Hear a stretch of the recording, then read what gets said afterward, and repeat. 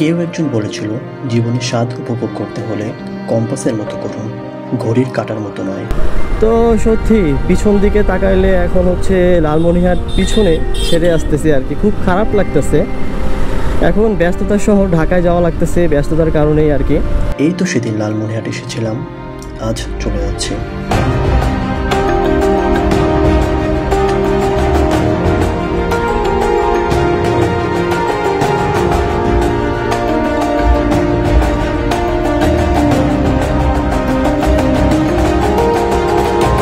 তো ফাইনালি আমরা রংপুর সাতমাথায় চলে আসছি।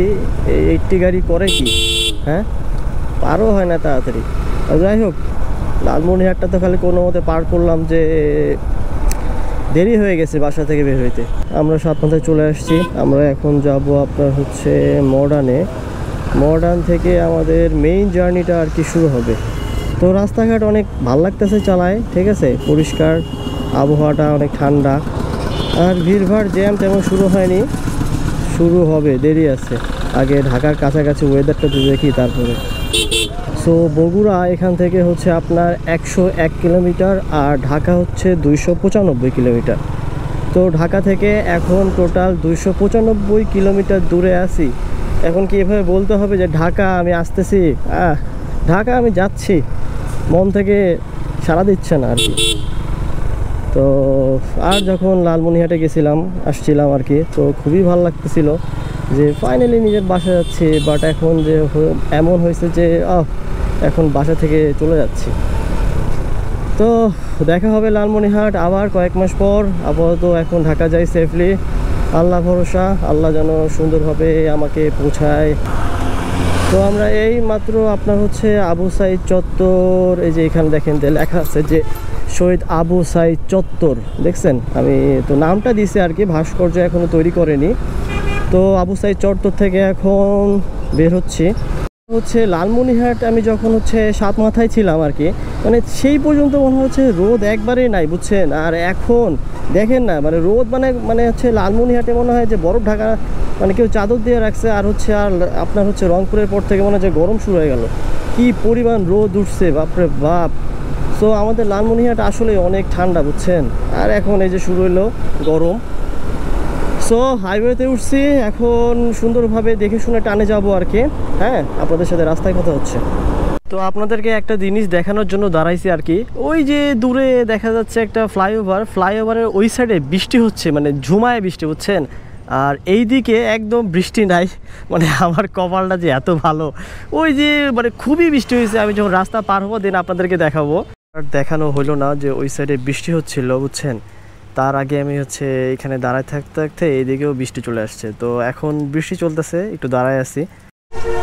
তো একটা ছোট করে চায়ের ব্রেক দিলাম, জায়গাটা অনেক ভালো লাগলো, এই জন্য আর কি দাঁড়াইলাম।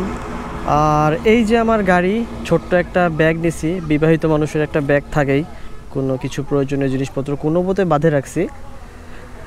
আর এই রোডটা আপনার হচ্ছে সামনেই, আর 15 থেকে 10 মিনিট গেলে গোবিন্দগঞ্জ পৌঁছাবো।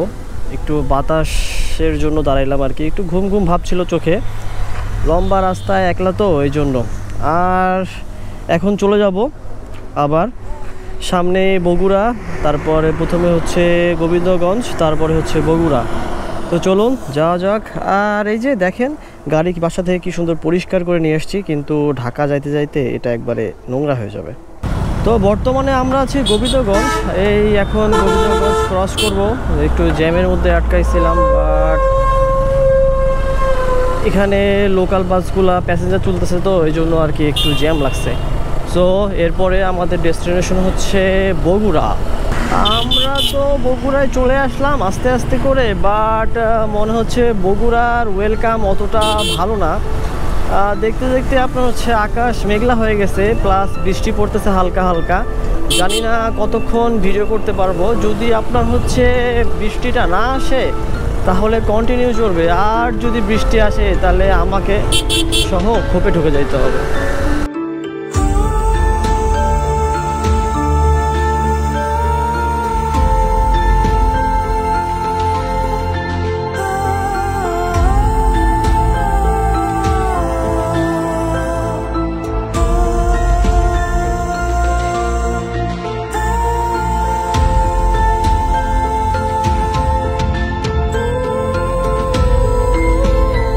হচ্ছে আপনার সিরাজগঞ্জ যাওয়ার রোড, কোনো এক রোড আর কি, সামনেই সিরাজগঞ্জ।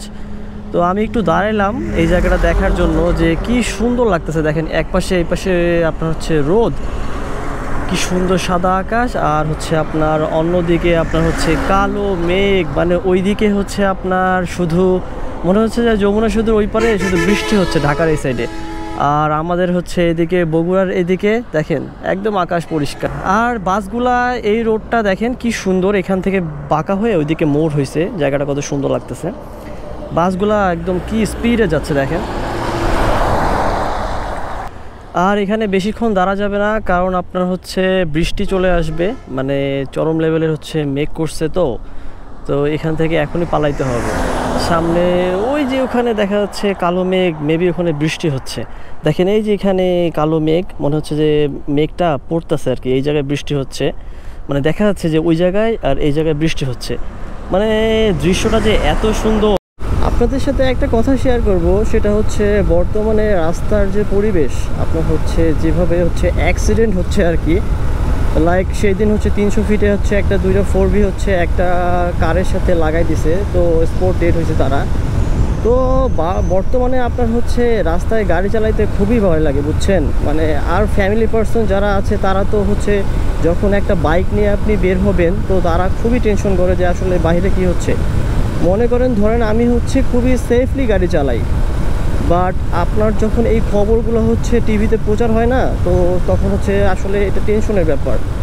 আমি ফেসবুকে আপনার হচ্ছে বিভিন্ন রিলস দেখি, তো দেখি যেহেতু আমি বাইকের হচ্ছে লাভার বেশি, এই জন্য হচ্ছে বাইকের ভিডিওগুলোই বেশি দেখি। তো ইদানিং এমন হচ্ছে যে হচ্ছে ঢাকায় বিভিন্ন আপনার স্পটে, যেমন হচ্ছে মাওয়া মোটর জিপি নামে একটা গ্রুপ আছে, তো ওদের যে অ্যাক্সিডেন্টটা হলো রিসেন্টলি, মানে কি মারাত্মক, একবার কল্পনা করেন।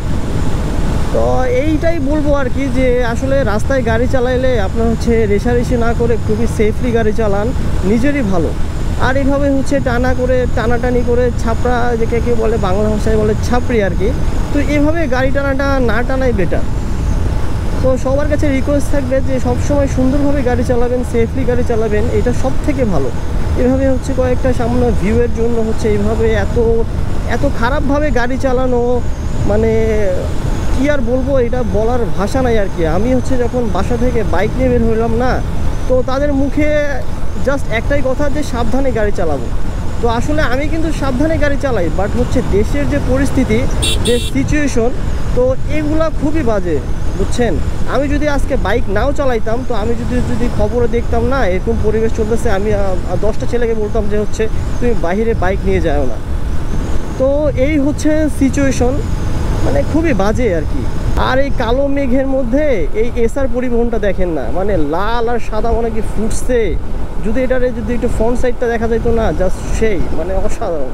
তো ফাইনালি গট টুগেদার, বৃষ্টি চলে আসছে, আমাকে এখন ঢুকতে হবে কোনো একটা গর্তে, মানে আশ্রয় নিতে হবে। আমি গোপ্রো অফ করতেছি, আপনাদের সাথে পরে কথা হচ্ছে।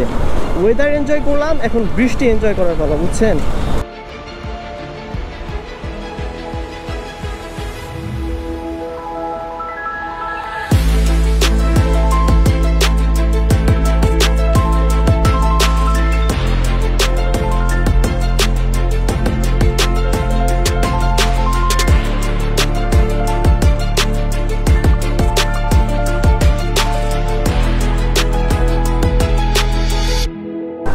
আপনাদেরকে একটা জিনিস দেখাই, ওয়েট।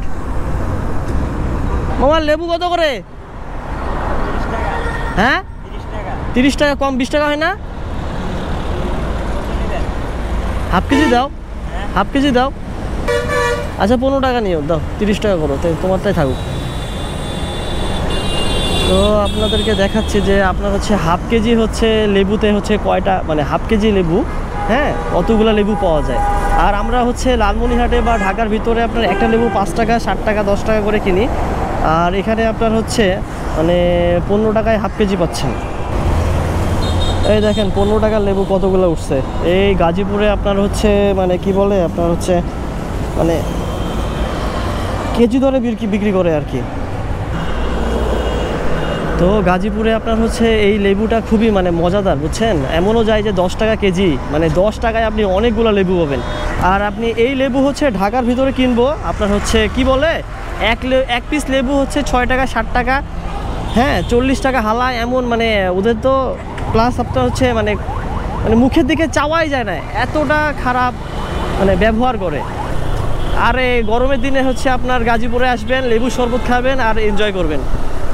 আর এই এনজয় করতে করতে আমি কি বলি, আজকের ভিডিওটা এখানে শেষ করি। আপনার হচ্ছে ভিডিও এখানে শেষ করি, কারণ হচ্ছে সামনে দেখতে পাচ্ছেন জ্যাম। তো গোপ্রো খুলে আপনার হচ্ছে রিল্যাক্সে হচ্ছে হাওয়া বাতাস খাইতে খাইতে আমাকে জ্যাম পার করতে হবে। অনেকটা রাস্তা আসছি আর এই জ্যামের মধ্যে আর কথা বলতে যাচ্ছি না। তো আপনাদের সাথে দেখা হবে নতুন কোনো ভিডিওতে।